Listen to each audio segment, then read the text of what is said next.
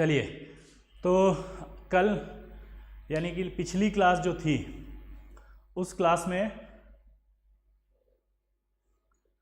हम लोगों ने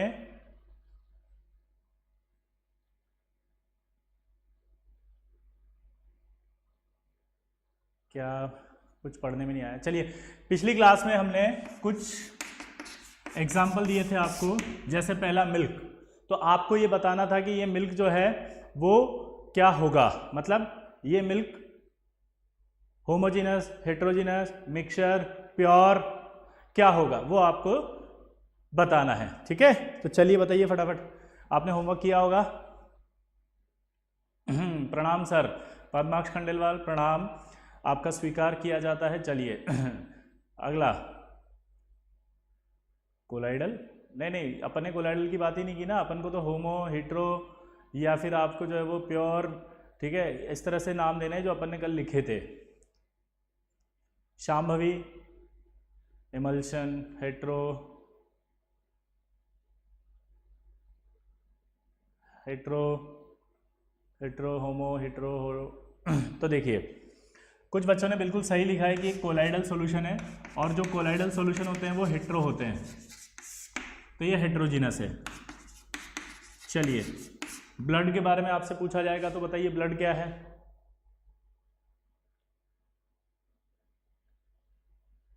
blood, Bhuvnesh Mathur,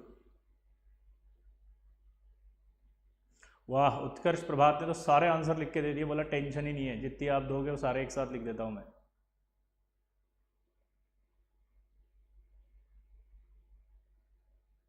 yes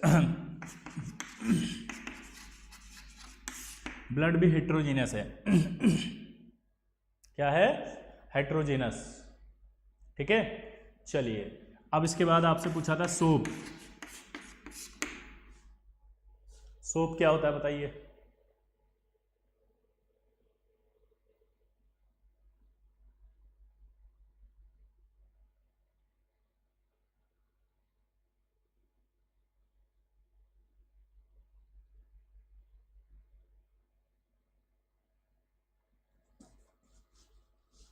soap एक कोलाइडल सॉल्यूशन है, और कोलाइडल सॉल्यूशन भी क्या होगा?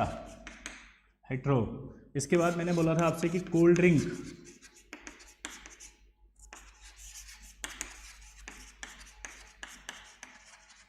आफ्टर शेकन और बिफोर शेकन, तो मैं यहाँ से बिफोर लिख रहा हूँ। चलिए बताइए, कोल्ड ड्रिंक जो है वो आफ्टर शेकन और बिफोर, आफ्टर बिफोर का डिफरेंस है। चलो बताओ, पहला वाला बताइए। इसको हम फर्स्ट बोल रहे हैं, इसको हम सेकंड बोल रहे हैं। चलो, कोल्ड ड्रिंक आफ्टर शेकन,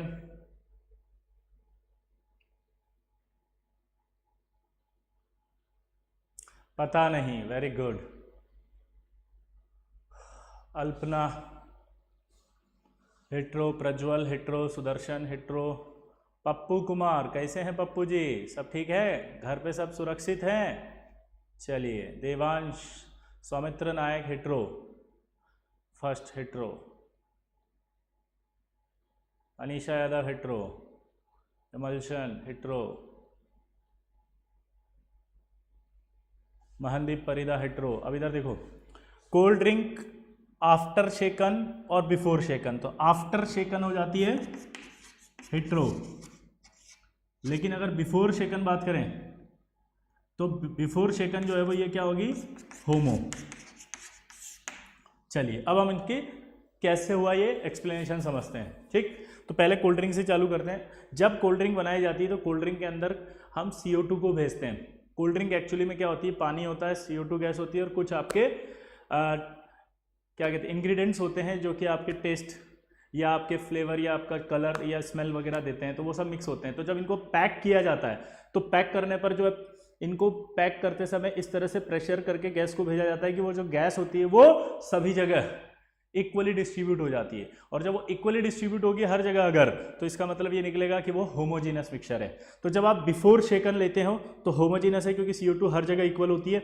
लेकिन जब आप आफ्टर शेकन करते हो, यानी आपने उसको हिला दिया, ऐसे आप जब कोल्ड ड्रिंक की बोतल खरीद के लाते हो तो आप ऐसे शेक करते हो और ढक्कन खोलते हो, तो पूरी की पूरी CO2 जो है वो एक साथ बबल फॉर्म में ऊपर बाहर आती है। और बाहर आने के बाद जब आप पियोगे तो आपको ऐसा लगेगा कि जब फर्स्ट सिप लिया तो थोड़ा सा आपको यहाँ गले में चरका चरका लगेगा due to presence of CO2, लेकिन जब उसके बाद लास्ट बाइट पियोगे तो बिल्कुल मीठा मीठा पानी लगेगा, बिकॉज जो सारी CO2 नीचे थी वो सब ऊपर आ चुकी है। तो CO2 का जो डिस्ट्रीब्यूशन है वो अनइक्वल हो गया। अनइक्वल हो गया इसका मतलब क्या हुआ? हेट्रोजीनियस। तो आफ्टर शेकन क्या हो गया? बोलो, आफ्टर शेकन क्या हुआ? हेट्रोजीनियस। बिफोर शेकन क्या हुआ? होमोजीनियस। बिफोर शेकन क्या हुआ? होमोजीनियस। तो पहले ये बताइए कि ये दोनों चीजें समझ में आएगी नहीं? जल्दी से बताओ।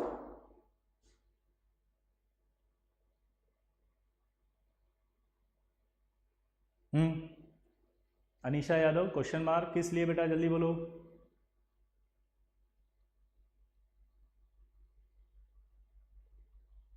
अमन गर्ग समझ में आया? आ गया? ऐसे लिखिए आ गया, समझ आ गया, ताकि मुझे भी समझ में आए। Yes yes yes.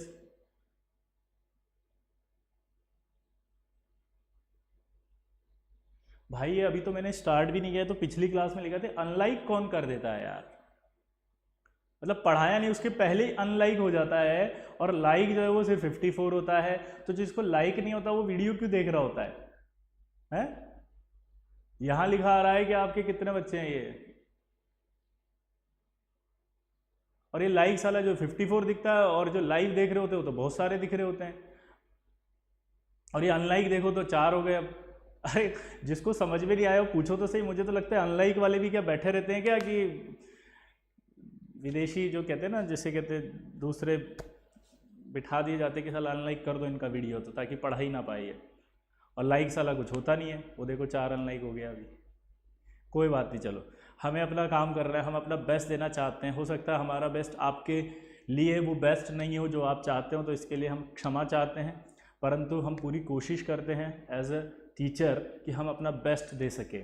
परंतु आपको भी पता है कि 100% कुछ नहीं होता है, तो अगर हम आपको सेटिस्फाइड नहीं कर पाते तो हम पूरी कोशिश करेंगे। आप अपनी प्रॉब्लम लिख के दें यहाँ पर, ताकि हम जिन्होंने भी अनलाइक किया है उनको हम कोशिश करेंगे हम सेटिस्फाइड कर पाएँ। ठीक है, चलिए आगे बढ़े। अब मिल्क की बात कर लेते हैं। अब मिल्क जो होगा, इसमें आपको डाउट आ रहा होगा, आपको डाउट ये आ रहा होगा कि सर ये हेट्रो कैसे हुआ? मिल्क को तो जब हम डालते हैं देखते हैं तो मिल्क तो हर जगह सेम ही दिखता है मुझे, तो मेरे हिसाब से तो मिल्क क्या होना चाहिए था? मेरे हिसाब से तो मिल्क जो है वो होमोजीनियस होना चाहिए था, लेकिन आपने हेट्रो लिख दिया। ये समझ नहीं आया सर।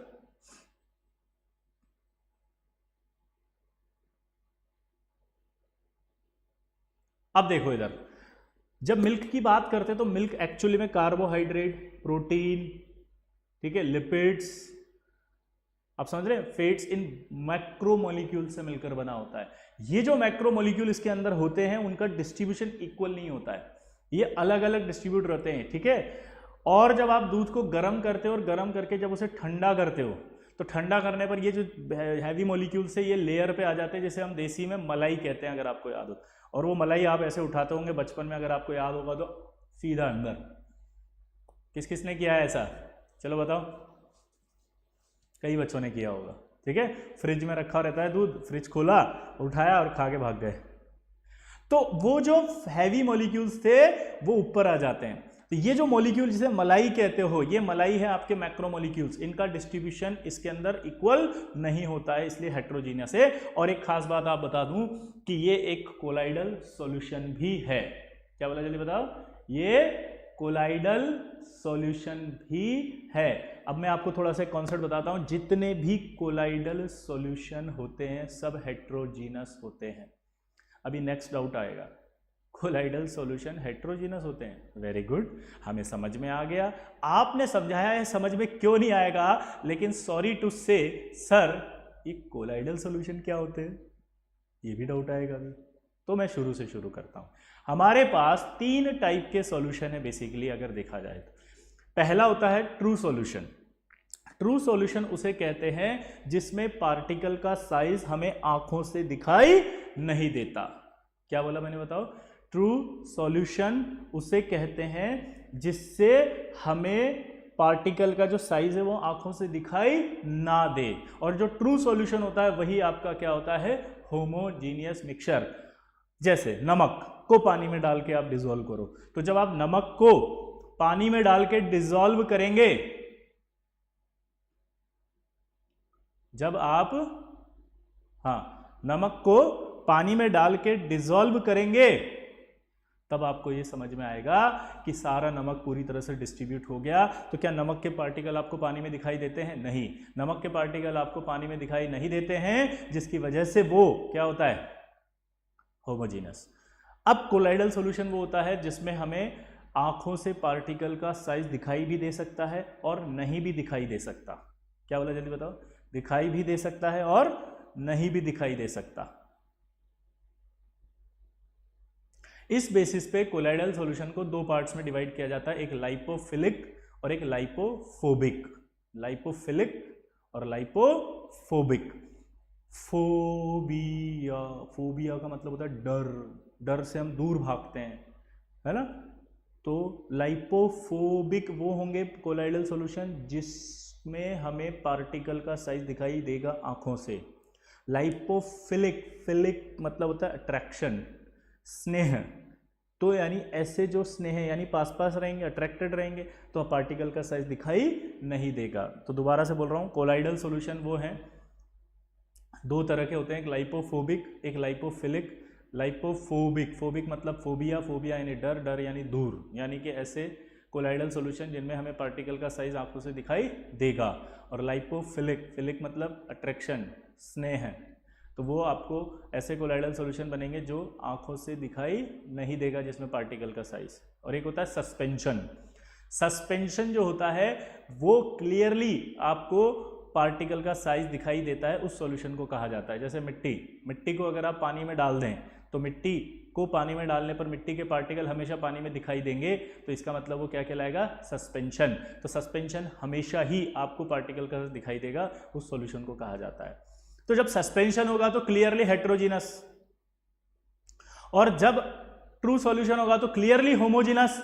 आपको डाउट सारे किस में आएंगे? कोलाइडल सॉल्यूशन में, क्योंकि कोलाइडल दो तरह के होंगे, एक जिसमें पार्टिकल का साइज आपको नहीं दिखाई देगा, एक जिसमें दिखाई देगा। अब जैसे मिल्क, मिल्क में आपको पार्टिकल जो है वो का साइज दिखाई नहीं दे रहा था, सब एक जैसे दिख रहे थे अंदर तो नॉर्मली। लेकिन अगर मैं आपसे कहूं, आपने ब्राउनियन मोशन देखी हो, ब्राउनियन मोशन होती है जिसमें जो पार्टिकल, डस्ट पार्टिकल होते हैं वो मूवमेंट करते रहते हैं और उन पर ग्रेविटेशन का फोर्स नहीं लगता है।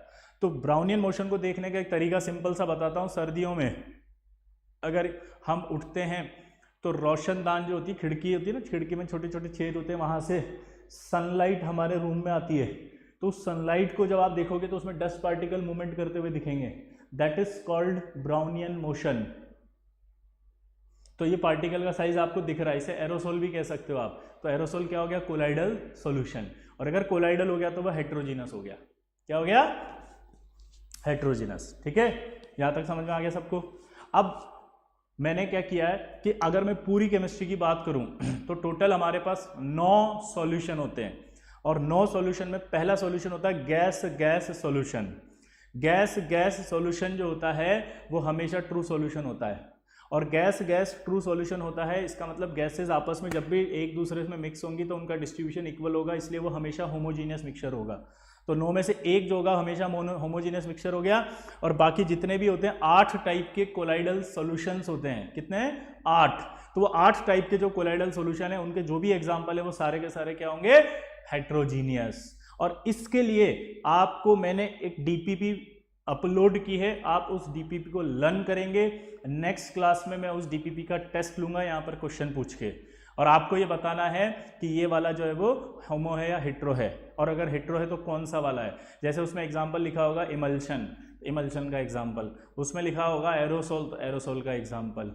समझ गए? इस तरह की कैटेगरी और एग्जांपल दिए हुए तो आपको लर्न करके आना है। अगर आप ये लर्न कर लेंगे तो आपके मैक्सिमम डाउट क्लियर हो जाएंगे जो आपको हमेशा परेशान करते हैं। तो आप डीपीपी लर्न करके आएंगे। Difference between lipophilic and true solution. यहां पर मैं आपको बताऊं कि जो ट्रू सॉल्यूशन होते हैं उनका जो साइज होता है वो 1 नैनोमीटर से भी कम होता है। कोलाइडल सॉल्यूशन का जो साइज होता है वो जनरली 10 to 1000 तक आता है। तो ये जो रेंज होती है 10 to 100, ठीक है, 100 to 1000 यहाँ तक की जो रेंज होती है उस बेसिस पर डिफ्रेंशिएट किया जाता है इनको। ठीक है, तो ये आप थोड़ा और डिटेल में पढ़ेंगे next year.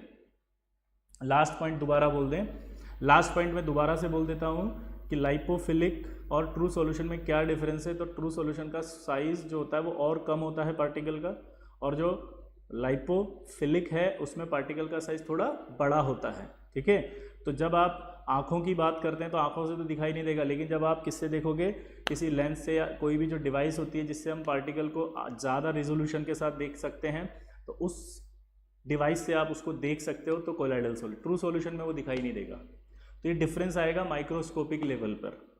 Clear? Normal necked आई से आप डिफरेंशिएट नहीं कर पाएंगे। Sir how soap is colloidal? Colloidal जो सोप होता है उसका फॉर्मूला होता है सोडियम स्टीरिएट, और सोडियम स्टीरिएट का फॉर्मूला होता है C17H35COONA। तो सोडियम स्टीरिएट जो है उसका जो डिस्ट्रीब्यूशन है वो इक्वल नहीं होता है हर जगह। ठीक है, इसलिए सोप को कोलाइडल कहते हैं।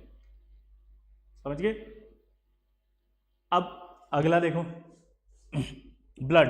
अब ये सवाल है कि ब्लड कैसे आपका हेट्रोजीनियस है। चलो कमेंट बॉक्स में बताओ कि ब्लड कैसे हेट्रोजीनियस है।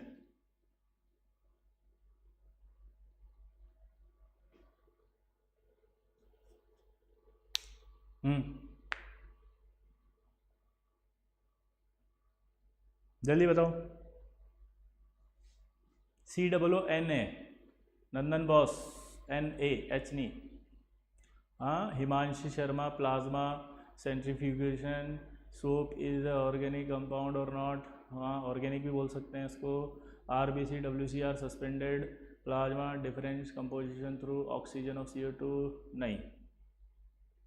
देखो यहाँ पर जो ब्लड होता है, ब्लड के अंदर जो अगर हेट्रोजीनस बनाने का सबसे बड़ा रोल प्ले करता है वो है प्लाज्मा। प्लाज्मा जो होता है वो प्लाज्मा जो है, अगर आपने देखा हो ना प्लाज्मा क्या होता है, मैं आपको क्लियर करता हूँ। प्लाज्मा जैसे अगर मैं कहूँ, जैसे प्याज को जब हम छीलते हैं तो प्याज का जो छिलका होता है ऊपर का, अगर इस छिलके को उतार के पानी में डाल दो हल्का हल्का और ऐसे ऐसे घुमाओ, ठीक है, तो वो जो प्याज का छिलका होगा उसके टुकड़े थोड़े थोड़े थोड़े थोड़े दिखाई देंगे। तो ब्लड में जो प्लाज्मा होता है उसका भी डिस्ट्रीब्यूशन इस तरह से अनइक्वल होता है। ठीक है, ये भी माइक्रोस्कोपिक लेवल पर आप देख सकते हो।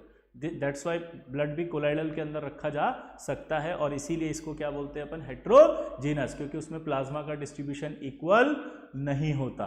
क्लियर? अब आप DPP लर्न करके आएंगे, प्रॉमिस करो। हाँ, ये बिल्कुल सही, शशांक शेखर ने बिल्कुल सही लिखा, देखो। ठीक है, तो अब आप यह लर्न कर चुके होंगे मेरे हिसाब से जो मैंने बोला। क्लियर? देखो 131 लाइक है और 153 वॉचिंग है, यानी कि सिर्फ 131 बच्चों को ही पसंद आया वीडियो 152 में से। बाकी बच्चे सिर्फ टाइम पास कर रहे हैं, उनको पसंद नहीं आया। ठीक है ना, वो लाइक भी नहीं करना चाहते क्योंकि उन्हें समझ में ही नहीं आ रहा। देखिए 152 और 131, क्या 152 होते हैं ये? अभी भी एक बड़ा है बस, इतना बोलने के बाद भी हद है। कैसे IT करोगे भाई तुम? टीचर की बात ही नहीं सुनता कोई भी। टीचर की बात तो 2 साल माननी पड़ेगी आपको। जो टीचर कहेगा सिर्फ वही करना है, वही मानना है, वही सुनना है, सिर्फ वही करना है। तपस्या होती है ये तो। 2 साल तक आप अगर टीचर के अगेंस्ट जाएंगे तो IT कभी नहीं कर पाएंगे। 2 साल तक आपको सिर्फ टीचर की बात सुननी पड़ेगी। जैसे मैंने कहा DPP लर्न करनी है तो DPP लर्न करनी ही है, इसमें अपना दिमाग नहीं लगाना आपको, वरना JEE नहीं क्लियर कर पाओगे। ये जो मटीरियल आपको दे रहे हैं ना, एक्चुअली आपको इन क्लासेस की कोई वैल्यू नहीं समझ में आ रही है शायद। ये वैल्यू आपको, मैंने पहले भी पिछले लेक्चर में कहा था कि ये आपको महीने भर बाद समझ में आएगा, जब आपको हर चीज़ को कितना क्रिस्टल क्लियर करते हुए टीचर चल रहे हैं। अब ये DPP लर्न करना ताकि आपको कभी भी इस तरह के सवालों में कोई डाउट नहीं आएगा। मैं अगली क्लास में मैं फिर इस तरह का होमवर्क दूंगा। ठीक है, चलो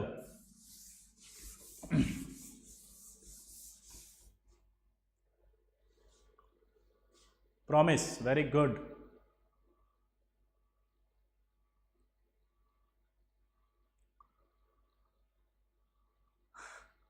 ये भी सही कह रहा है।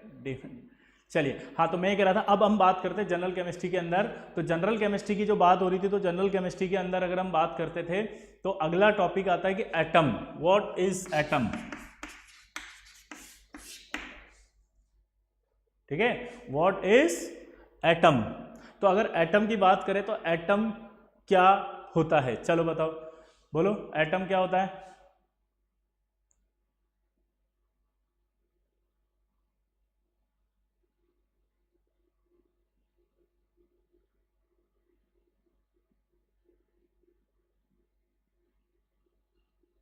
Unbreakable part of matter.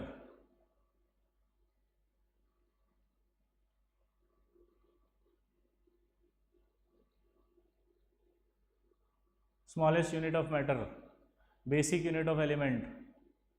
तो देखो एटम की डेफिनेशन ध्यान से सुने।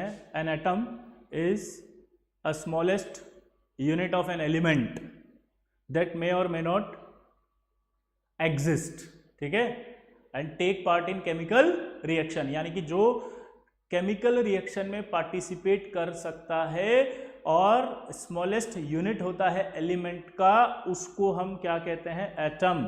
और एटम जो है उसको अगर आप देखेंगे तो एटम 3 फंडामेंटल पार्टिकल्स से बना हुआ है, और वो फंडामेंटल पार्टिकल्स आपको पता है कौन होते हैं, इलेक्ट्रॉन, प्रोटॉन और न्यूट्रॉन।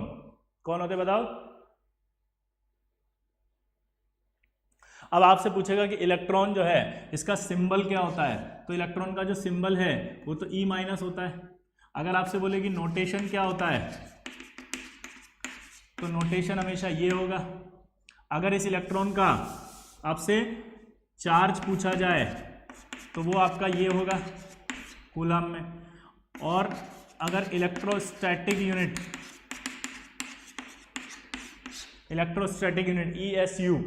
ESU अगर पूछा जाए तो ESU इलेक्ट्रोस्टैटिक यूनिट में इसकी वैल्यू ये होगी माइनस। अब आपका एक होमवर्क है कि 1 कूलम इज इक्वल टू कितना ESU होता है, ये आप आइडेंटिफाई करके लाएंगे, होमवर्क है आपका, ठीक है,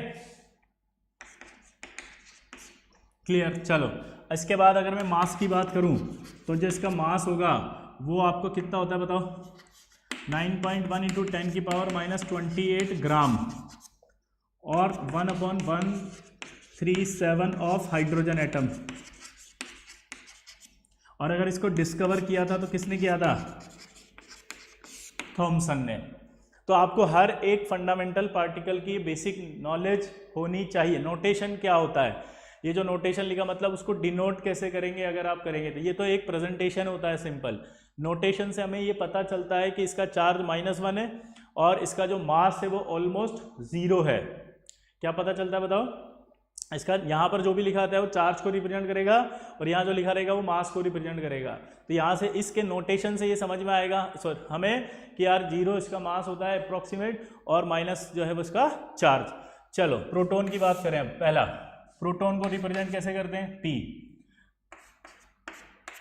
यही आएगा प्लस कूलम प्लस 4.8 × 10⁻⁻10 ESU, ये क्या हुआ इसका चार्ज।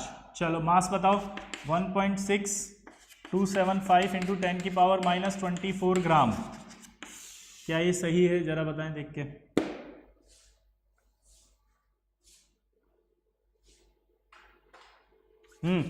ये मैंने सही लिखा कि गलत लिखा है, चेक करें।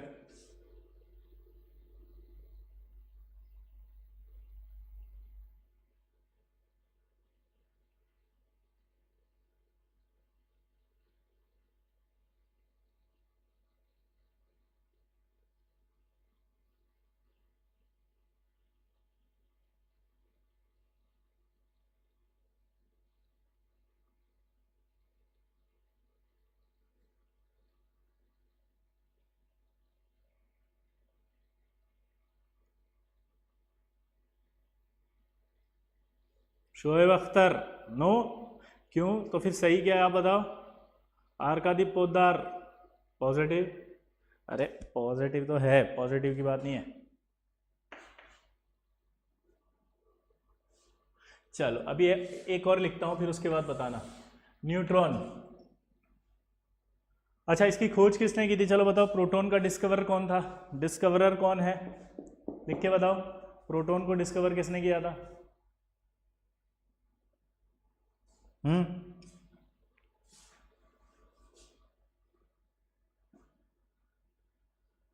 बोलो। चैडविक, बहुत महान हो भाई चंचल, तुमने तो साला इतिहास बदल दिया बे। चैडविक रोएगा ऊपर से। Goldstein, Pappu Kumar Goldstein, very good. Goldstein. अब यहां पर आप कंफ्यूज हो गए। देखिए थॉमसन, वाह रे मेरे बेटा, ये कौन है, प्रियंवदा द्विवेदी, डिलीट मार दिया हो, पढ़ लिया पर हम। हुक्मचंद जगरोटिया, गोल्डस्टीन, गलत। अब यहां देखेंगे हम रदरफोर्ड, प्रोटॉन जो है उसकी डिस्कवरी की थी रदरफोर्ड ने। किसने की थी बताओ? रदरफोर्ड। अब यहां पर बड़ा बड़ा कंफ्यूजन क्रिएट होता है कि हम IIT JEE एडवांस में गोल्डस्टीन टिक करें या रदरफोर्ड टिक करें, क्योंकि कई सारी बुक्स गलत सलत बोलती हैं। आप अब मेरे पास भी 5 किताब ले आओगे कि साहब इसमें ये लिखा है उसमें ये लिखा है, तो मैं आपसे एक सिंपल सा सवाल पूछता हूं। पहले ये समझना कि गोल्डस्टीन का कंफ्यूजन क्यों आ रहा है, तो ध्यान से सुने। मैंने आपसे एक सवाल किया कि प्रोटॉन की डिस्कवरी किसने की? प्रोटॉन, ध्यान से सुनेंगे वापस वर्ड प्रोटॉन, तो आंसर है रदरफोर्ड। अब ये प्रोटॉन पाया कहां जाता है? तो मैं आपसे पूछूं कि प्रोटॉन जो पाया जाता है वो तो न्यूक्लियस के अंदर होता है, और न्यूक्लियस में पॉजिटिव चार्ज होता है वो प्रोटॉन की वजह से होता है। तो जरा आप रदरफोर्ड एक्सपेरिमेंट जो था, फॉयल एक्सपेरिमेंट, उसको चेक करके देखना। तो रदरफोर्ड ने जो एक्सपेरिमेंट किया था उसमें जब वो पार्टिकल गए थे अल्फा पार्टिकल, तो सीधा सेंटर से वापस टकरा के आ गए थे। तो रदरफोर्ड ने एक बात बोली थी कि एटम के सेंटर में पॉजिटिव चार्ज होता है, तो एटम के सेंटर का पॉजिटिव चार्ज ही तो प्रोटॉन है। तो प्रोटॉन की डिस्कवरी किसने की? रदरफोर्ड ने। गोल्डस्टीन ने क्या किया? गोल्डस्टीन ने एक एक्सरे ट्यूब ली ऐसे, और यहां एक प्लेट लगा दी थी ऐसे, मैं थोड़ा रफ डायग्राम बना रहा हूं ऐसे ही। तो उसने जब पाया तो उसने क्या पाया कि पॉजिटिव रेज एक पर्टिकुलर जगह जा रही थी, पॉजिटिव रेज, पॉजिटिव रेज। अब आप समझे जो मैंने कहा? तो गोल्डस्टीन अगर आता है तो उसका आंसर जाता है कि पॉजिटिव रेज या एनोड रेज की खोज की थी गोल्डस्टीन ने। प्रोटॉन की खोज तो रदरफोर्ड ने की थी, ये आंसर जाएगा। क्लियर सबको? Sukrit Kumar Shanu, good to see you after so long sir, your student from 2010 batch Bansal classes, very good. हाँ, ये बिल्कुल सही है। देखो आर्कादीप पोदार ने लिखा, ने लिखा कि कैथोड रेज, अरे कैथोड अलग होती है, एनोड रेज की खोज की थी। ठीक है, तो अब क्लियर हो जाएगा मेरे हिसाब से कि न्यूक्लियस की खोज करने वाले कौन थे? बोलो, प्रोटॉन की खोज करने वाले कौन थे? रदरफोर्ड। न्यूक्लियस की खोज करने वाले भी कौन थे? रदरफोर्ड। लेकिन न्यूक्लियस बनाने वाले कौन थे? 5 डायरेक्टर। न्यूक्लियस बनाने वाले 5 डायरेक्टर थे। Vishal Joshi sir physics, Amit Gupta sir physical chemistry, Akhilesh Kanthed sir mathematics, Amarnath Anand sir, और organic chemistry Surendra Kumar Mishra sir, SKM sir. ठीक है, तो न्यूक्लियस बनाने वाले 5 थे और न्यूक्लियस की खोज करने वाले रदरफोर्ड थे। तो आपको खोज पता चल गई इसकी। चलिए अब हम न्यूट्रॉन की बात करते हैं। न्यूट्रॉन पहला, इसका चार्ज क्या होता है? 0। दूसरा, इसकी खोज किसने की थी? चैडविक। किसने की थी? चैडविक। किसने की थी? बोलो, चैडविक ने। Very good, James Chadwick. Charge 0 है, मास इतना होता है। ठीक है, चार्ज तो 0 हो गया, मास ये हो गया। अच्छा, खोज जेम्स चैडविक ने की थी। अब एक सवाल पूछेगा कि ये जो न्यूट्रॉन है वो कहाँ पाया जाता है? आउटसाइड ऑफ एटम या इनसाइड ऑफ एटम? तो आपको पता है सब कि न्यूट्रॉन और प्रोटॉन हमेशा एटम के अंदर न्यूक्लियस में रहते हैं, और इलेक्ट्रॉन जो होता है वो शेल में रहता है बाहर। ठीक, तो ये आपको इंफॉर्मेशन छोटी छोटी मैंने दी थी, और वो काई की इंफॉर्मेशन थी बताओ? Electron, proton, neutron, fundamental particles की।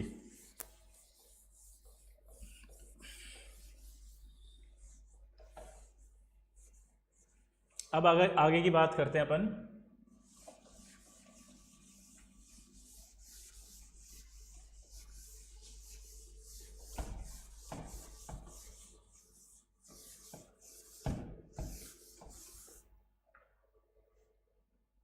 एटम का प्रेजेंटेशन, ये आपका Z होता है और ये X होता है। तो बताओ Z क्या होता है? Z होता है इसका एटॉमिक नंबर, A क्या होता है इसका? Mass number. Z क्या है इसका? Atomic number.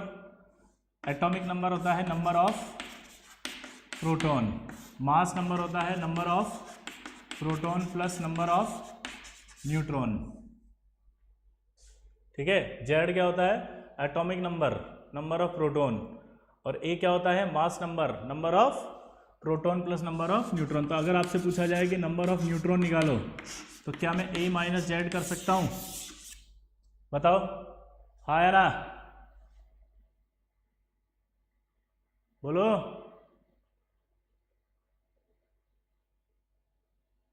ये लिखा जा सकता है। अब हमें जो एटम के बारे में पता चला वो ये पता चला ये मास नंबर है, ये प्रोटॉन नंबर यानी कि एटॉमिक नंबर है। तो कोई भी एलिमेंट जब रिप्रेजेंट किया जाएगा तो यहां जो नंबर लिखा होगा वो उसका एटॉमिक नंबर होगा और वहां जो लिखा होगा उसका वो मास नंबर होगा। क्लियर? अब छोटी छोटी टर्मिनोलॉजी एटम से रिलेटेड होती है वो हमें पता होनी चाहिए। जैसे पहला आइसोटॉप। चलो बताओ आइसोटॉप क्या होता है?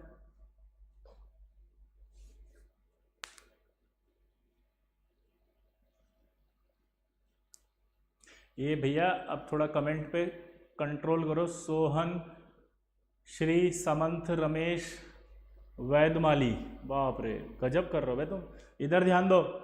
शोएब अख्तर, हाँ same atomic number, very good. किसका? गुलाब जामुन का। सेम जेड डिफरेंट ए है। पद्माक्ष खंडेलवाल, किसका? गुलाब जामुन का। सेम एटॉमिक नंबर डिफरेंट, किसका? रसगुल्ले का। सेम एटॉमिक नंबर मास, किसका? अबे किसका सेम? इस सैनिटाइजर का ले लें, इस सैनिटाइजर का सेम नंबर ले लें। क्या कर रहे हो? कुछ तो लिखो ढंग से। किसका सेम नंबर?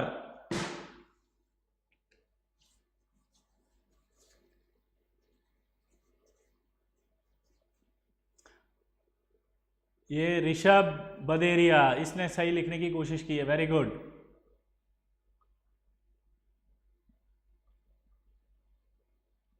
हाँ अब थोड़ा ठीक लग रहा है, कुछ कुछ सही आ रहा है। नहीं इधर देखो, आपको ध्यान से समझ में आना चाहिए। क्या आइसोटॉप में जो सबसे बड़ी मिस्टेक होती है, हम लोग क्या बोलते हैं? सेम। अब वो सेम में भूल जाते, किसका सेम, क्या सेम, कौन सेम। तो यहां पर ध्यान रखना, एटम्स ऑफ एन एलिमेंट, एक एलिमेंट के ऐसे एटम जिनका atomic number same, mass number different, उन्हें आइसोटॉप कहा जाता है। वापस से लैंग्वेज बोल रहा हूं, ये फर्स्ट लाइन जो होती है ना, वही आप नहीं ध्यान रख पाते हैं। एटम्स ऑफ एन एलिमेंट, एक एलिमेंट के एटम्स। ये जैसे हाइड्रोजन एक एलिमेंट है, उसका एक एटम ये हो गया, एक एटम ये हो गया, एक एटम ये हो गया। प्रोटॉन या प्रोटियम, ड्यूटेरियम और ट्रिटियम, 3 आइसोटॉप्स होते हैं हाइड्रोजन के। क्लियर? अब आपसे पूछेगा इसके अंदर कि कितने इलेक्ट्रॉन्स हैं, कितने प्रोटॉन्स हैं और कितने न्यूट्रॉन्स हैं। चला बताओ। पहला इलेक्ट्रॉन, प्रोटॉन और न्यूट्रॉन। हमेशा एक बात याद रखेंगे, किसी भी न्यूट्रल, यहां कोई चार्ज नहीं है ना, किसी भी न्यूट्रल के अंदर, न्यूट्रल एटम के अंदर जितने इलेक्ट्रॉन्स होंगे उतने ही प्रोटॉन होंगे। तो अगर मैं प्रोटॉन की बात करता हूं तो एक है, मुझे पता है, तो इलेक्ट्रॉन भी एक है। इसी तरह से यहां पर भी एक एक, यहां पे भी एक एक। न्यूट्रॉन की बात करूं तो अभी बताया था, इसमें से इसको माइनस करते थे 0, इसमें से इसको माइनस करते थे 1, इसमें से इसको माइनस करते थे 2। तो इस तरह से आप निकाल लेंगे कि कितने प्रोटॉन है, कितने इलेक्ट्रॉन है और कितने न्यूट्रॉन है। क्लियर सबको? जशन सिंह, क्या नाम है आपका? Jasdeen Singh, which chapter is this? तो आपको बता दें जनरल केमिस्ट्री चल रहा है, जहां पर मुझे इन सब की जरूरत पड़ेगी। ठीक है, मैं आपकी सारी जनरल केमिस्ट्री को क्लियर कर रहा हूं। आइसोटॉप समझ में आ गया। अब आइसोबार, आइसोबार बताओ। चलो डेफिनेशन लिखो।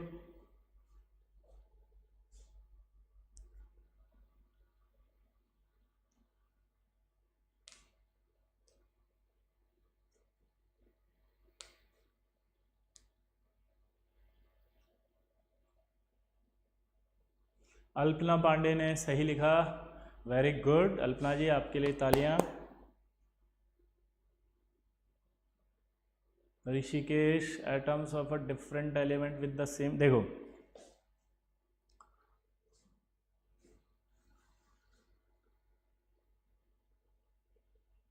मास नंबर अगर सेम है डिफरेंट एलिमेंट्स का, एटॉमिक नंबर तो अलग होगा ही सही, क्योंकि अगर डिफरेंट एलिमेंट है तो एटॉमिक नंबर सेम नहीं हो सकता। लेकिन मास नंबर अगर सेम आ रहा है, जैसे ये 19 और ये 20, और ये कैल्शियम है, कैल्शियम का यहाँ कितना आएगा 40, यहाँ भी कितना आएगा 40। हमेशा याद रखना मास नंबर राउंड फिगर में लिखेंगे ठीक है ना, और मास जो होता है वो आपके पॉइंट्स में होता है। क्लियर? जैसे आपको डाउट आएगा अभी पोटेशियम का तो 39.99 समथिंग हमने पढ़ा था, आपने 40 कैसे लिखा? तो वो जो आपने पढ़ा है उसने बुक में मास नंबर नहीं लिखा, उसका मास लिख दिया है। मास अलग चीज होती है, मास नंबर अलग होता है। ठीक है, मास नंबर से नंबर ऑफ प्रोटॉन और नंबर ऑफ न्यूट्रॉन से होता है, और मास जो होता है वो मास ऑफ प्रोटॉन और मास ऑफ न्यूट्रॉन को मिला के बनता है। वो सब आप मोल कॉन्सेप्ट में पढ़ेंगे। ठीक है ना, तो ये कंफ्यूजन नहीं लाएंगे आप। क्लियर? आइसो बार, आइसो इलेक्ट्रॉनिक्स। आइसो इलेक्ट्रॉनिक क्या होगा? बहुत सिंपल है, ऐसी स्पीशीज मतलब क्या होता है जिसमें सब आ गए, चाहे वो एटम हो, चाहे वो आयन हो, चाहे वो मॉलिक्यूल हो, चाहे वो कंपाउंड हो। स्पीशीज बोलते हैं क्या क्या हो गया उसमें कवर, चाहे एटम हो, चाहे आयन हो, चाहे वो मॉलिक्यूल हो, चाहे वो कंपाउंड हो। क्या होगा वो बताओ? स्पीशीज। तो ऐसी स्पीशीज जिनमें नंबर ऑफ इलेक्ट्रॉन्स सेम होते हैं, ऐसी स्पीशीज जिनमें नंबर ऑफ इलेक्ट्रॉन्स सेम होते हैं, टोटल नंबर ऑफ इलेक्ट्रॉन्स की बात कर रहे हैं यहाँ पर।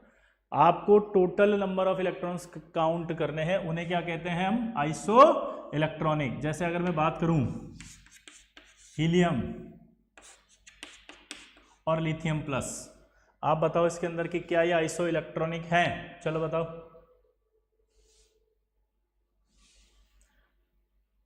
अश्विन अग्रवाल थोड़ी देर वेट करेंगे अभी। पद्माक्ष खंडेलवाल ने बिल्कुल सही आंसर दिया है, species having same number of electrons. Very good Padmaksh, आपके लिए भी जोरदार क्लैपिंग। चलिए, क्या ये हैं? जल्दी से बताएं।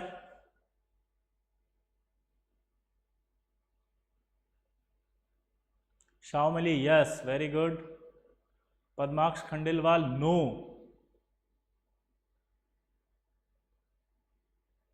गुणित Shrivastava yes. Once again explain iso electronics. अरे बहुत आसान है Nitesh, total number of electron same होने चाहिए बस। पद्माक्ष ने सॉरी बोल दिया, इट्स ओके बेटा, आपका सॉरी एक्सेप्ट कर लिया गया है अब। ठीक है, नेक्स्ट टाइम ऐसी मिस्टेक ना करें। चलिए, तो मैं ये कह रहा था कि जिसने बोला रिपीट उसके लिए वापस बोल रहा हूं कि भैया ऐसे, जल्दी बोलो, ऐसे स्पीशीज यानी कोई भी जो भी तुम्हें दिख रहा है ना, अगर उसके total number of electron calculate कर लो आप, टोटल नंबर ऑफ इलेक्ट्रॉन अगर कैलकुलेट कर लोगे तो वो क्या होगा? Iso electronic. अब इसका एटॉमिक नंबर याद होना जरूरी है आपको। हीलियम का एटॉमिक नंबर क्या होता है? हाइड्रोजन और हीलियम 2। इसका होता है लिथियम का एटॉमिक नंबर 3। तो नंबर ऑफ इलेक्ट्रॉन्स की बात करें तो जितने मैंने कहा था प्रोटॉन है उतने तो होते ही हैं, 2। यहाँ पर 3 दिख रहे हैं, तो 3 अगर है प्रोटॉन, लेकिन अगर एक प्लस आ जाता है तो इसका मतलब एक इलेक्ट्रॉन बाहर निकल गया। अगर प्लस आ गया तो, माइनस आ गया तो एक इलेक्ट्रॉन जुड़ गया। जितने माइनस दिखते जाएं उतने इलेक्ट्रॉन जुड़ जाते हैं, जितने प्लस है उतने निकल जाते हैं। तो अगर यहां देखें तो 3 दिख रहा है, 3 दिख रहा है, तो 3 क्या होने चाहिए थे इसमें? प्रोटॉन। और 3 ही क्या होने चाहिए थे? इलेक्ट्रॉन। लेकिन एक प्लस आ गया तो यहां से एक प्लस आ गया तो हट गया वो एक प्लस, तो यहां क्या आएगा? 2 इलेक्ट्रॉन। तो आइसो इलेक्ट्रॉनिक हुए नहीं हुए? अब देख के बताओ,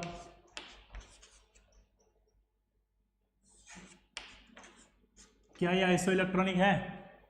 अब एटॉमिक नंबर आपको याद होनी चाहिए बेटा, अगर एटॉमिक नंबर याद नहीं है तो गड़बड़ हो जाएगी।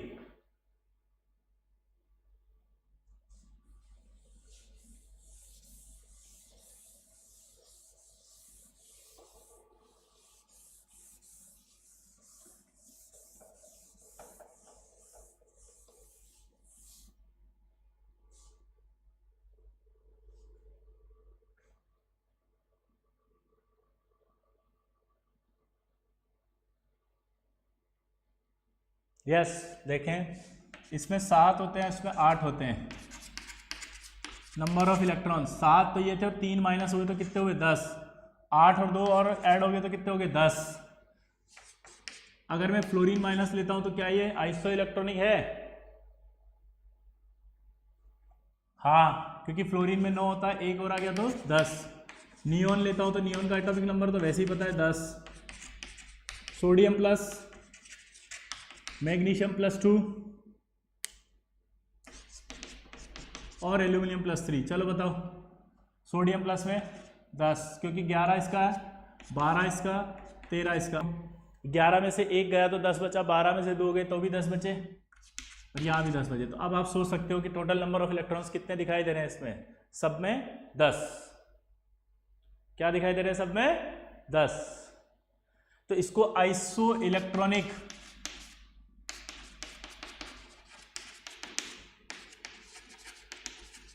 सीरीज भी बोलते हैं। This is called iso electronic series. Clear सबको, बोलो। अब ये तो थी आपकी एक डेफिनेशन। अब आजकल नाउअडेज आइसो इलेक्ट्रॉनिक की डेफिनेशन को भी एक्सटेंड कर लिया गया है। आइसो इलेक्ट्रॉनिक की डेफिनेशन जो है उसको भी एक्सटेंड किया गया है, और अब नई डेफिनेशन में ये कहा गया है कि अगर total number of valence electron भी सेम है, total number of valence electron भी सेम है, तो भी आपका उसे आइसो इलेक्ट्रॉनिक कहा जाएगा। तो वैलेंस इलेक्ट्रॉन क्या होते हैं ये हम आगे पढ़ेंगे। वैलेंस इलेक्ट्रॉन जो होता है वो क्या होता है ये हम आगे पढ़ेंगे। केमिकल बॉन्डिंग में कैसे निकालते हैं वैलेंस इलेक्ट्रॉन ये भी हम आगे पढ़ेंगे। इलेक्ट्रॉनिक कॉन्फ़िगरेशन जब मैं आपको पढ़ाऊंगा एक टॉपिक, तो उसमें आपको मैं वैलेंस इलेक्ट्रॉन भी एक्सप्लेन करूंगा। तो ये डाउट अभी नहीं पूछ सकते आप कि सर ये वैलेंस इलेक्ट्रॉन क्या होते हैं, ठीक है। हाँ, शाओमेली ने सही बोला है कि species having same number of valence electron, उनको भी क्या कहा जाएगा, आइसो इलेक्ट्रॉनिक। लेटेस्ट डेफिनेशन है ये, ठीक है। अब एक नई चीज़ आपको बताता हूँ। अगर जेईई एडवांस में सवाल आ गया जिसमें एक ऑप्शन आ रहा है वैलेंस से सेम और एक ऑप्शन जा रहा है टोटल नंबर ऑफ इलेक्ट्रॉन से सेम, और सिंगल करेक्ट आ गया क्वेश्चन, तो हम क्या टिक करेंगे, तो हम टिक करेंगे जिसमें टोटल नंबर ऑफ इलेक्ट्रॉन से सेम आ रहा है, क्योंकि वो टोटल नंबर ऑफ इलेक्ट्रॉन वाली डेफिनेशन ही जनरली चल रही है अभी तक, और जनरली वही मानी जाती है। लेकिन अभी नई डेफिनेशन है ये जो एक्सटेंडेड फॉर्म में मानी जा रही है। तो कई बार क्या क्वेश्चन बनाते समय हो सकता है एग्जामिनर के माइंड में थॉट ना आए मॉलिक्यूल का, इसलिए आपको ये कंफ्यूजन वहां आ सकता है। तो जेईई पॉइंट ऑफ व्यू से अगर ये कंफ्यूजन आता है तो आप आंसर टिक कौन सा करेंगे, जिसमें टोटल नंबर ऑफ इलेक्ट्रॉन्स ही हों। क्लियर। हाँ, आइसो इलेक्ट्रॉनिक के बाद अगला आता है आइसो स्टर। चलिए बताएं आइसो स्टर क्या होता है, लिख के बताएं।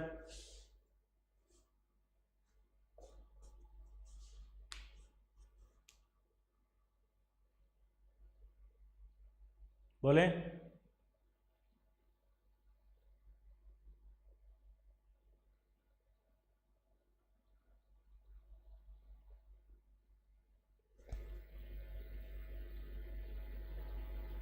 सेम आइटोपिक। अश्विन अग्रवाल, नहीं पता। आर्यन शर्मा, अश्विन ने कुछ आंसर दिया है। आर्कादीप पोद्दार, सेम न्यूट्रॉन। नहीं बे, गड़बड़ा गए मामला, पता नहीं, बोल दो sir. Sohan, Shri, Samant, Ramesh, वेंदिमाली।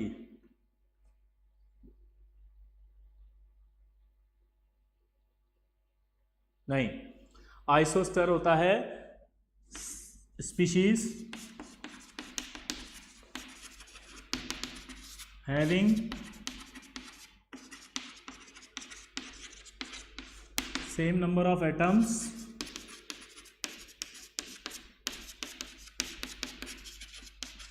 And electrons. ऐसे स्पीशीज जिसपे सेम नंबर ऑफ एटम्स हो और सेम नंबर ऑफ इलेक्ट्रॉन्स हो। दोबारा से बोलो, क्या बोला मैंने।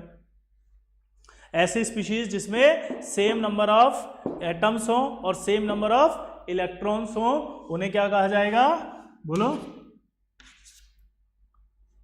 आइसोस्टर। एग्जांपल है आपका CO2 और N2O।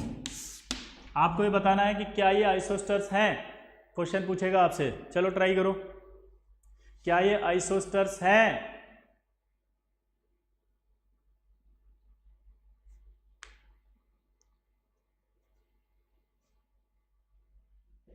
दीपक कुमार यस, अभिराज यस। इसके अलावा और कोई? चलिए, Hiralal Yadav yes, Sohan, Shri, Samant, Ramesh, Vaidyamali yes, Sapna Singh no, Aryan Sharma no, Rishikesh no, Somali yes, Aryan yes, Alpana yes, Saumitra Nayak yeah, ये species having number of electrons, क्या लिखा है अमनगर, पद्माक्ष खंडेल नहीं आया, पद्माक्ष यस। चलिए तो जरा देखते हैं एक बार, पहले तो आप इसमें मेरे को बताइए टोटल नंबर ऑफ एटम्स कितने हैं, देख के बताओ यहाँ टोटल नंबर ऑफ एटम्स कितने हैं, एटम्स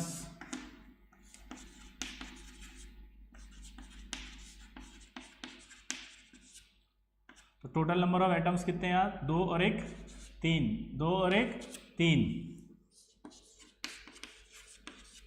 टोटल इलेक्ट्रॉन। अब देखो कार्बन की बात करें तो कार्बन का एटॉमिक नंबर 6 होता है, तो इसका मतलब इसमें 6 इलेक्ट्रॉन तो ऑलरेडी होंगे ही होंगे, आया ना, क्या बोला मैंने बताओ, इसके अंदर 6 ऑलरेडी होंगे।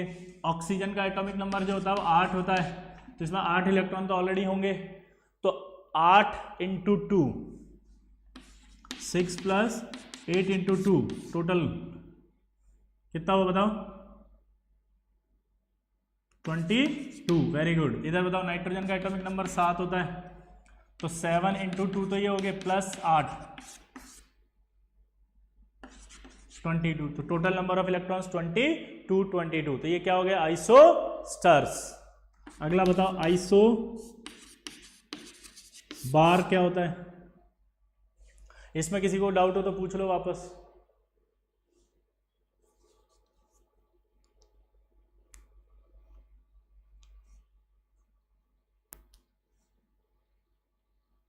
कोई डाउट नहीं है, चलिए शोएब अख्तर ने बोल दिया यस सही है, तो बस अब ठीक है शोएब अख्तर। चलो आगे बढ़ते हैं, हो गया कंप्लीट। चलिए आइसोबार क्या होता है बताओ आप। हाँ आइसोबार के अंदर कुछ नहीं है, species having same number of neutrons, सही है, गलत, अभी तो बताया था आइसोबार थोड़ी देर पहले, मास नंबर सेम होता है, भूल गए, देखो आप कंफ्यूज हो गए, सबने रटा रटाया आंसर दे दिया। पता है क्या दिया, नंबर ऑफ न्यूट्रॉन सेम होते हैं, नंबर ऑफ न्यूट्रॉन सेम होते हैं, नंबर ऑफ न्यूट्रॉन सेम होते हैं, यही आईटी है। प्री ऑक्यूपाइड माइंड से आप चल रहे थे, आपका माइंड क्या चल रहा था कि इन्होंने आइसोटोप पढ़ा दिया, इन्होंने आइसोबार पढ़ा दिया, इन्होंने जो है वो आइसो इलेक्ट्रॉनिक पढ़ा दिया, अब तो सिर्फ न्यूट्रॉन वाला ही बचा है, तो इन्होंने न्यूट्रॉन वाला ही लिखा होगा, जबकि मैंने चालाकी से वापस आइसोबार ही लिख दिया जो पहले लिखा था। यही आईटी है, आपको एक्यूरेट बैठना है, कॉन्सेंट्रेट करके बैठना है, ठीक है, आपको प्री ऑक्यूपाइड माइंड से नहीं बैठना है। आप जेई में यही तो गलती करते हो, सवाल पढ़ते प्री ऑक्यूपाइड माइंड से कि यही पूछा होगा और आप टिक कर आते हो गलत, और घर आने के बाद आप जब चेक करते हो साला तो लगता है भाई ये क्या किया मैंने, तो बेटा यही आईटी है, क्या है, यही आईटी है। आपका प्री ऑक्यूपाइड माइंड नहीं चलेगा, आपका ऑन द स्पॉट जो क्वेश्चन पूछा है सिर्फ उस पर फोकस होना चाहिए आपका। किस किसने मिस्टेक की थी जल्दी बताओ, कि न्यूट्रॉन वाला ही सोचा था सबने, क्योंकि उनके दिमाग में फिक्स था कि हाँ अगला न्यूट्रॉन ही वाला होगा।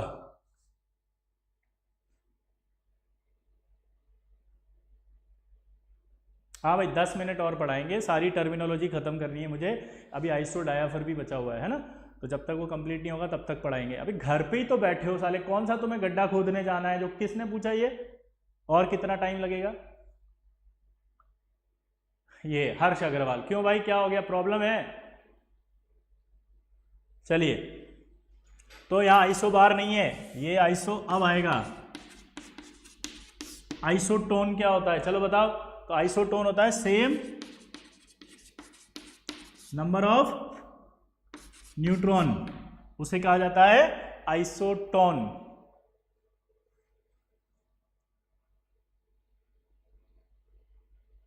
ये बहुत अच्छा आंसर था, रतनमाला महाजन, बहुत बढ़िया आंसर। आपका आंसर को जो है वो पुरस्कार मिलना चाहिए, नोबेल पुरस्कार, क्योंकि ये आपने जो सोचा है ऐसा सोचने के लिए बहुत हिम्मत चाहिए।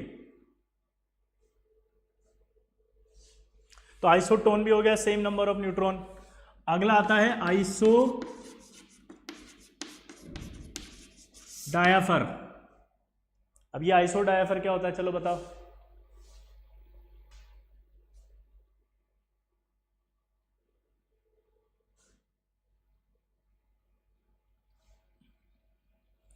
ऋषिकेश ने मिला है isodiaphers atoms of an element with the same isotopic number.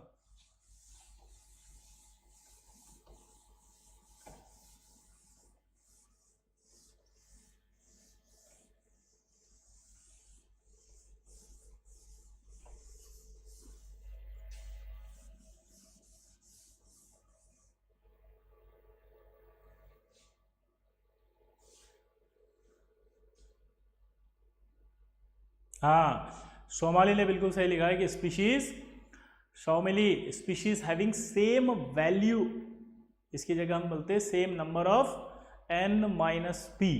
ठीक है, बिल्कुल सही है। अब देखो आइसो डायफर को क्या कहते हैं अपन, जैसे कोई भी एक एग्जांपल ले लो, जैसे C16 और C14, और अगर मैं यहाँ नाइट्रोजन लेता हूँ 7 और 714। सबसे पहले यहाँ देखना है आपको नंबर, ये क्या होता है, हैविंग सेम, ठीक है, वैल्यू कहो, नंबर कहो, same value of n minus P, neutron minus proton, या इसको a माइनस 2z भी लिख सकते हो आप। मैथमेटिकली देखो जरा कैसे, कि n बराबर होता था a माइनस जेड, और यहाँ हम बोल रहे हैं n माइनस पी, तो n माइनस पी को हम क्या लिख सकते हैं, a माइनस जेड, और p जो होता है वो तो प्रोटॉन है यानी z ही है, हाँ है ना। तो अब ये वैल्यू जो है वो यहाँ पुट कर दो, तो a माइनस माइनस जेड, तो क्या बनेगा a माइनस 2z। क्लियर। तो ये वैल्यू भी, इनका नाम होता है, इनको बोलते हैं अपन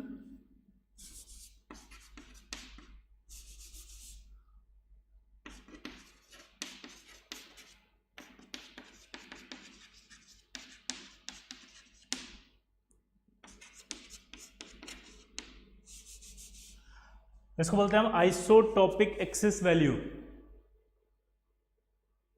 क्या बोलते हैं, आइसो, बोलो, टॉपिक एक्सिस वैल्यू, ठीक है, या न्यूट्रॉन एक्सिस वैल्यू।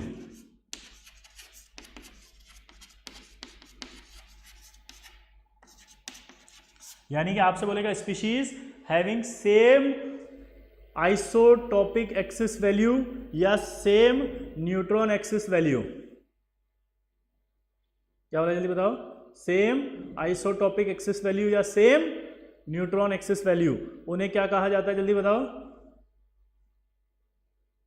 हाँ, आइसोडायफर। अब मेरे को आपको ये बताना है कि क्या ये आइसोडायफर है, चेक करके बताओ। हाँ शिफा खान, वंस अगेन, कुछ नहीं कहा मैंने, n minus P value same होनी चाहिए, तो ये n माइनस पी की वैल्यू को हम a माइनस 2z भी करके लिख सकते हैं। तो ऐसे लिखते हैं कि n बराबर, अपन ने अभी पढ़ा था वो था a माइनस पी, पी मतलब प्रोटॉन का नंबर, प्रोटॉन का नंबर मतलब एटॉमिक नंबर, z लिख दिया। अब ये जो फॉर्मूला था n माइनस पी, पी की जगह z लिखा, और z जो है, बोलो, ये फॉर्मूला था आपका n बराबर a माइनस जेड, तो n की जगह में a माइनस जेड भी तो लिख सकता हूँ यहाँ पे, इस n की जगह।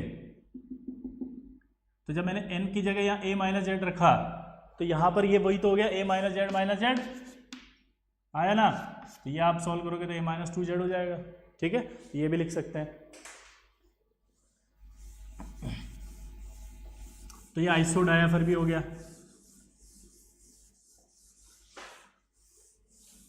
अब आपको एक चीज समझ में आनी चाहिए, और वो ये, इनसे सवाल कैसा आएगा जेई में, आपने ये पढ़ाया क्यों, ये तो बता दो।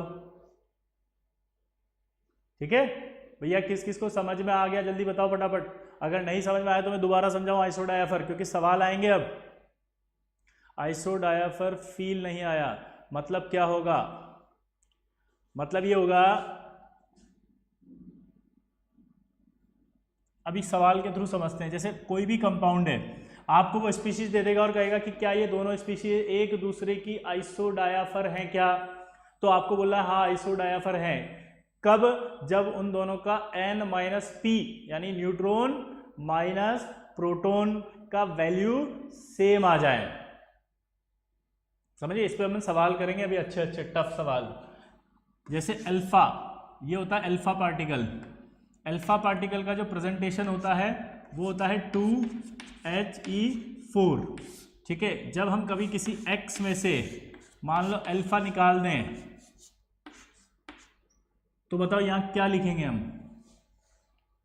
तो जब भी अल्फा निकलेगा तो अल्फा का मतलब होता है 2He4, यानी कि यहां से 2 निकले, यहां से 4 निकले, तो हम क्या बोल सकते हैं इसको कि x, यहां आएगा z, यहां आएगा a-4 और यहां क्या आएगा a-z-2 या z+2। बताओ क्या आएगा, क्या ये मैंने सही लिखा है?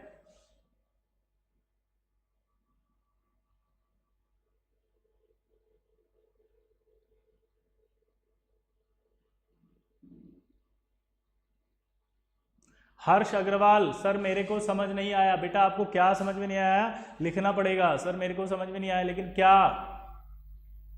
पप्पू कुमार, नहीं समझा? क्या नहीं समझे बेटा? लिखना पड़ेगा।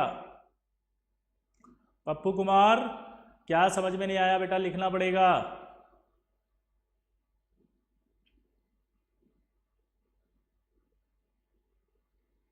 आइसोडायाफर की डेफिनेशन पहले आपको याद होनी चाहिए, इसी के बाद मैं आपको समझा पाऊंगा। सबसे पहले आज घर जाएंगे, घर जाकर सिर्फ मेरा ये लेक्चर दोबारा सुनेंगे और इसमें जो आइसोडायाफर को मैंने एक्सप्लेन किया है वो अच्छे से समझेंगे। आपको पता है क्यों नहीं आ रहा? क्योंकि आपने आइसोटोप तो 9th-10th में पढ़ा हुआ था, तो आप नींद में भी हाँ हाँ हाँ सर सर सर सर, ठीक है, आपने कोई स्ट्रेस नहीं दिया अपनी बॉडी को, अपने दिमाग को। लेकिन जैसे ही आइसोडायाफर आया तो आप उस कंफर्ट जोन में थे आइसोटोप वाले में, और वो कंफर्ट जोन अचानक से छिन गया आपका और आप परेशान हो गए। तो मैं दोबारा क्यों समझाऊं? मैंने तो वीडियो बोल रखा है 3-3 बार, तो आप एक बार घर जाके नहीं सुन सकते दोबारा वीडियो आइसोडायाफर के? और जब मैं अगली क्लास में सवाल दूंगा, कैसे कैसे सवाल आएंगे वो सुनो, कि ये कंपाउंड और ये, इसको बोलते हैं पेरेंट न्यूक्लियाई। क्या बोलते हैं इसको? Parent nuclei. और ये होता है डॉटर न्यूक्लियाई। अब आपसे सवाल क्या पूछा बताओ, कि पेरेंट न्यूक्लियाई और डॉटर न्यूक्लियाई क्या एक दूसरे के आइसोटॉप हैं? पहला। दूसरा, क्या एक दूसरे के आइसोडायाफर हैं? ये आपका होमवर्क है कि ये पेरेंट न्यूक्लियाई है, ये डॉटर न्यूक्लियाई है, इन दोनों का रिलेशन क्या है?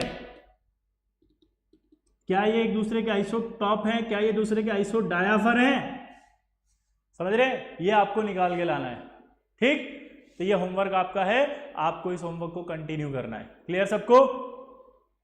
और ये बहुत इंपॉर्टेंट है, अभी इससे सवाल बनेंगे अगली क्लास में जो आपसे नहीं बनेंगे, तो आप इस लेक्चर को दोबारा से पढ़ें। ये लिखा है इसने, सॉरी सर मेरे को आइसोडायाफर समझ में नहीं आया, तो लेक्चर दोबारा पढ़ेंगे, दोबारा सुनेंगे, दोबारा सुनने के बाद इसको सॉल्व करेंगे। हर्ष अग्रवाल, आप प्रॉमिस? तो नेक्स्ट क्लास में जब सवाल दूंगा तो सबसे पहले हर्ष अग्रवाल करके बताएगा, ठीक है ना बेटा? तो आइसोडायाफर आप पढ़कर आएंगे, मैं अगली क्लास में फिर समझाऊंगा इसको, आइसोडायाफर को, ठीक है? चलिए, बेस्ट ऑफ लक।